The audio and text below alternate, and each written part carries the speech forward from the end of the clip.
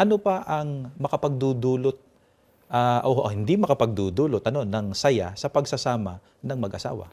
Kagaya po nung binabanggit kanina sa talata ng mga apostol, yun pong pakikiapid o pangangalunya, yun pong pagkakaroon ng extra marital affairs o yun pong infidelity, Oo, yung kataksilan. kataksilan. Pagka nagtataksil, nawawala doon? Nawawala po yung katapatan. Katapatan. Kaya para maiwasan yan, yung kataksilan, infidelity, at mamayani sa buhay ng mag-asawa, yung katapatan sa isa't isa, ano ba ang dapat na maging pundasyon ng kanilang pagsasama bilang mag-asawa?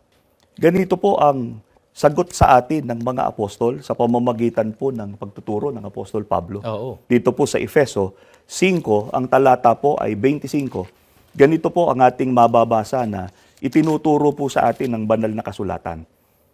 Mga lalaki, ibigin ninyo ang inyong asawa, gaya ng pag-ibig ni Kristo sa iglesia.